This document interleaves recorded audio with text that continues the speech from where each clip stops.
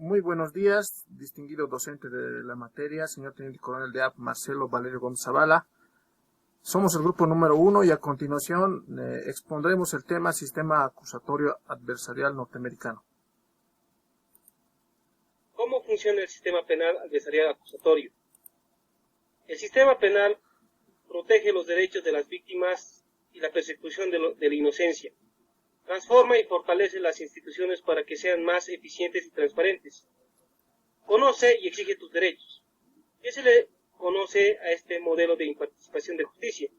Como sistema acusatorio adversarial, debido a sus características más importantes, tenemos adversarial porque tanto la acusación como la defensa se realizan mediante una confrontación de pruebas y argumentos de cada una de las partes.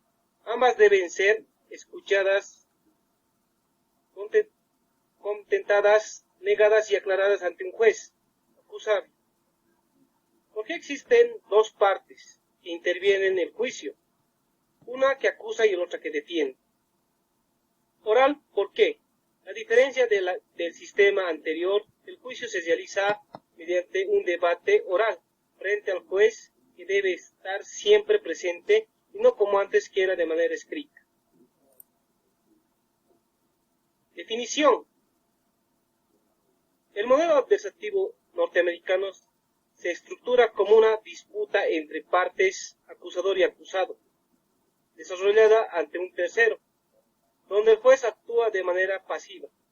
El modelo acusatorio adversarial norteamericano hunde las raíces en el jurado convocado por los jueces reales para expresar la voz rural, la voz del pueblo. Este sistema conjugó la investigación informal de funcionarios denominados legos temporalmente y la resolución de un jurado popular. Origen. En lo que corresponde a los antecedentes del proceso acusatorio adversarial penal en los Estados Unidos de Norteamérica, se produjo con la llegada de los ingleses al territorio norteamericano en los siglos XVII y una parte del siglo XVIII. En esa época comienza a desarrollarse el sistema que caracterizaría al sistema acusatorio adversarial norteamericano de la justicia penal de los Estados Unidos. Durante el siglo XVIII se produjo un movimiento comercial de gran trascendencia y como consecuencia de ello se incrementó la densidad demográfica. También se produjo una migración poblacional que se asentó en las áreas urbanas, lo que trajo aparejado un crecimiento del índice delictivo. También dejó de funcionar el sistema de recompensa como tal, ya que la misma no satisfacía el interés de las víctimas. No se puede descartar la corriente procedente del movimiento iluminista proveniente de Europa y que comenzaba a sentirse fuertemente en el territorio americano en virtud que el delito importaba una ofensa a la sociedad más que al particular. 3. División de funciones y organización. Estructura.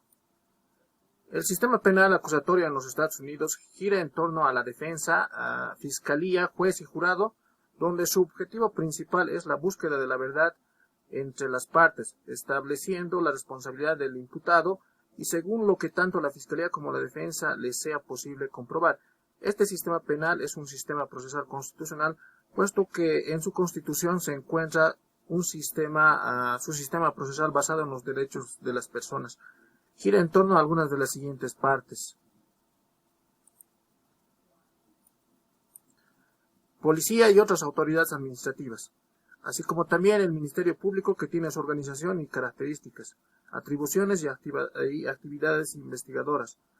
También tiene otras atribuciones y actividades acusadoras, la promoción del proceso y el ejercicio de la acción. En la parte del órgano judicial tiene su propia organización y sus características, atribuciones y actividades investigadoras propias del juez de instrucción, así como también los controles sobre la constitucionalidad de los actos del proceso. Tiene otras atribuciones y características en lo concerniente a la ejecución, así como también una parte que son los auxiliares de los órganos, y de las partes, defensores, asesores y peritos.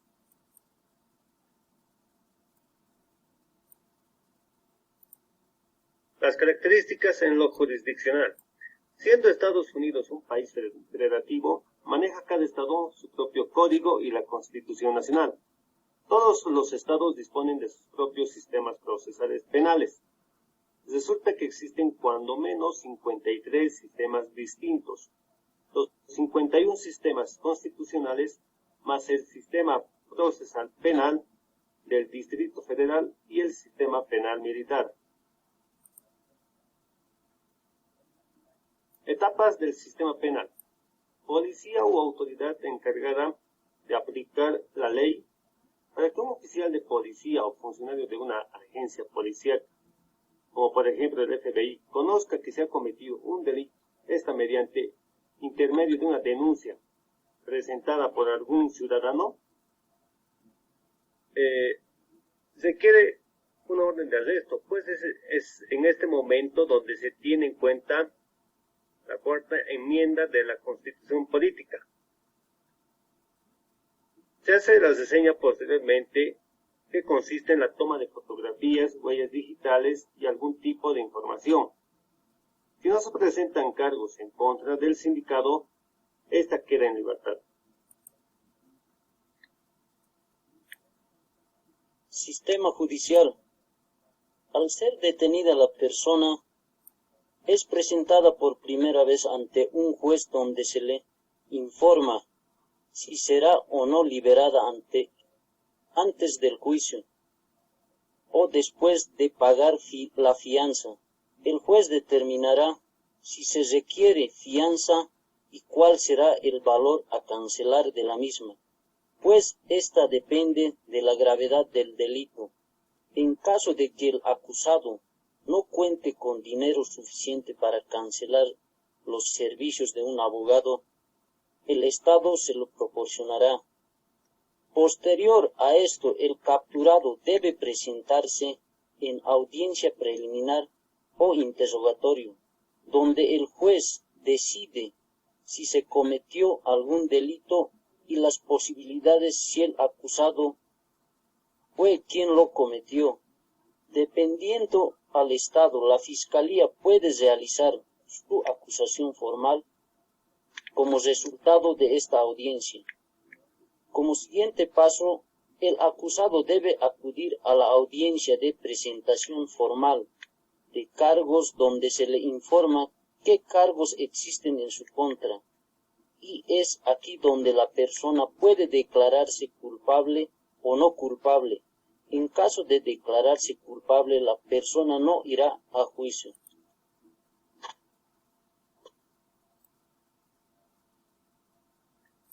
Juicio. Si la persona decide ir a juicio, se tendrá en cuenta la quinta enmienda, pues durante el juicio tiene derecho a enfrentar los testigos que declaren en su contra y a obligar a presentarse a aquellos que puedan declarar a su favor y a negarse a declarar contra sí mismo. En el juicio solo se deben presentar pruebas pertinentes que no lleven a crear prejuicios sobre el acusado. La Fiscalía está en la obligación de presentar su teoría del caso de tal manera que deba ir más allá de toda duda razonable. Si el acusado es condenado, este paso sería el fin del sistema de justicia penal, quedando en plena libertad, en caso de ser encontrado culpable por uno o más delitos.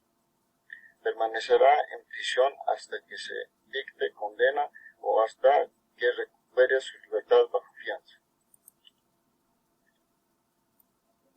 Imposición de la condena. El juez posee la libertad discrecional al dictar una condena y una vez que ésta haya decidido dictar una o más penas consecutivamente. Y igualmente existía la libertad probatoria, la cual consistía en suspender la condena de prisión.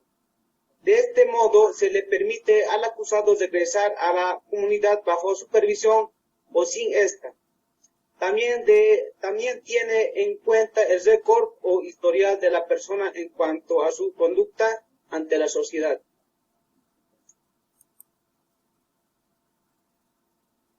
Apelación. Si la persona no se declara culpable durante el juicio, siempre tendrá el derecho de apelar la sentencia, pero la Fiscalía no siempre será posible tener este recurso.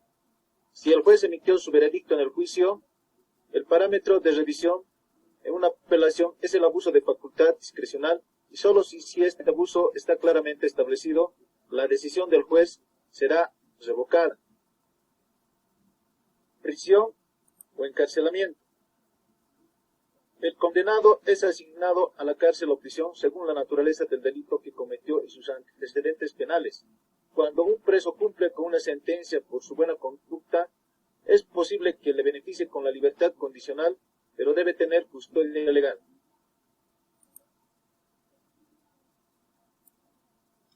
¿Cómo se considera al acusado?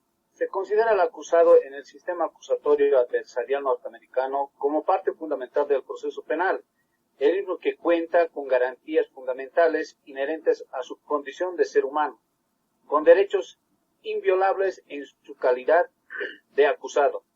Los derechos de una persona acusada de un crimen complementan los derechos de las personas en las investigaciones, al incluir los procedimientos de protección para un debido proceso de juicio.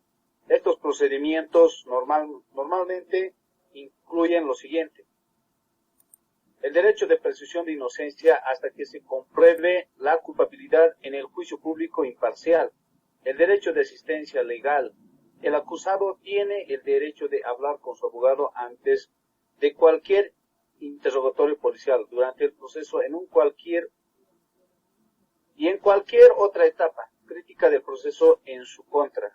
El derecho contra la autoincriminación, el derecho de información, el derecho a juicio público y expedito con un juez o un jurado imparcial en el área donde el delito fue cometido, el derecho a presentar una defensa, el derecho de apelación de los derechos procedimentales y de debido proceso del acuerdo del acusado no fuesen respetados. Comentario del grupo favorable y desfavorable. Como grupo, a la conclusión de la elaboración del presente trabajo colaborativo, realizamos un análisis de este sistema procesal penal donde concluimos en un criterio subjetivo la existencia de una falencia concerniente a la composición del jurado, de los mismos que muchas veces se dejan llevar por sus experiencias y o sentimientos solamente. En ese sentido, se puede afirmar que este es un factor inestable en el momento de realización del juicio y en la consideración de la sentencia. De manera positiva, concluimos que este sistema posee una agilidad y eficacia, siendo un sistema donde se preocupa por solucionar por la situación jurídica del acusado en un lapso de tiempo corto, donde cada caso es considerado prioritario y cumpliendo con tiempos rápidos para resolver la situación jurídica de las personas, manejando cárcel y prisión, cárcel para delitos menores a 1 año y para la presentación del sindicado ante el juez, el pago de la fianza y prisión para el pago de sus condenas por las felonías cometidas. Para resaltar en este sistema penal la judicialización a los menores de edad imputado penas como adultos, pero a su vez se les brinda educación, siendo esto una verdadera resocialización social y una forma de mejorar la sociedad y afrontar sus problemas desde el nacimiento de los mismos. Con esto concluimos la disertación. Muchas gracias. Hasta luego.